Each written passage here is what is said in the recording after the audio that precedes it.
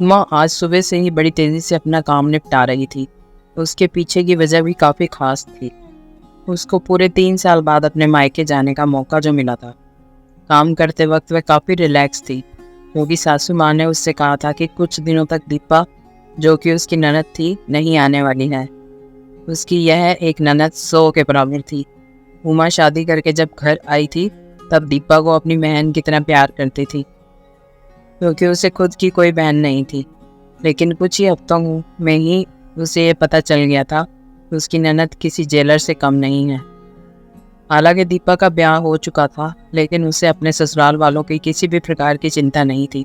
उसे जब जी करता था वह अपने मायके चली आती और मायके वालों पर अपना हुक्म चलाती, खासकर अपनी भाभी पर। वही डिसाइड करती थी वहाँ पर क्या खाना पकेगा, कोई घूमने जाएगा कि नहीं, या जाएगा तो कहाँ जाएगा। दीपा ही थी जो हर बार उमा को किसी न किसी बहाने से अपने मायके जाने से रोक लेती थी। लेकिन आज का दिन कुछ अलग था, क्योंकि माँ के कहने पर दीपा के पति ने उसके मायके जाने का इंतज़ाम कर दिया था। ट्रेन की भी टिकट बुक हो चुकी थी। सारा काम खत्म करने के बाद उमा अपने पति के साथ अपना सामान लेकर घर के बाहर निकले ही थे कि सामने से दीपा आती हुई दिखाई दी। दीपा, उसके मुंह पर बड़ी सी स्माइल और आंखों में चमक थी। वहीं दूसरी तरफ उमा की आंखों में उसको देखकर पानी आ गया था, जो बस आंसू के रूप में छलकना बाकी था। भैया भाभी के पास आकर दीपा ने कहा, क्यों भैया, कहाँ चले?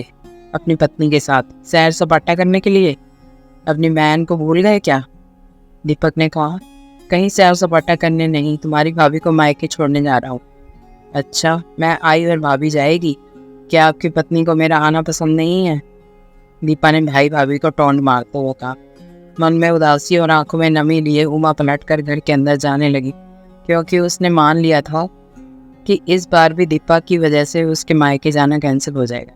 लेकिन तभी सामने से उसकी सास आई और बोली, तुम दोनों अभी तक रेलवे स्टेशन नहीं गए?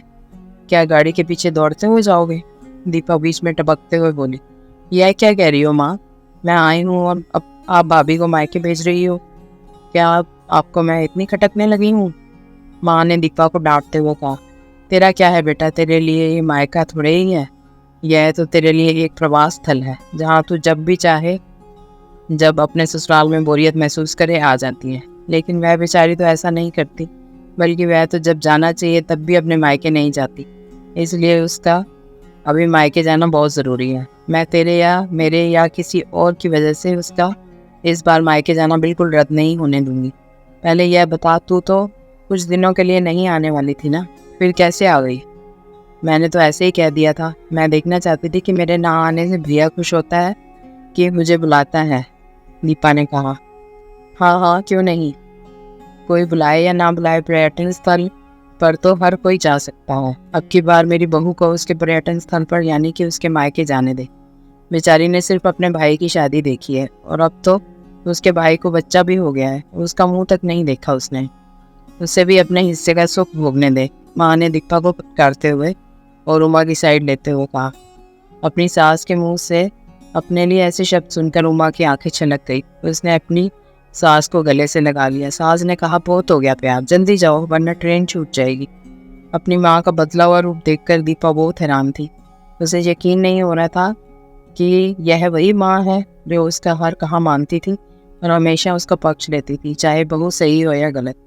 वही माँ अपने मन में अपनी उस दोस्त को धन्यवाद दे रही थी, जो कुछ दिनों पहले उसके घर आई थी और कुछ दिन रही थी और जाते जाते उसकी आंखें खोल गई थी। सहेली ने उन्हें बताया था कि वह अपनी बेटी का मोह छोड़ दे, वरना अपने बहू और बेटे के मन में अपनी इज्जत खो देगी।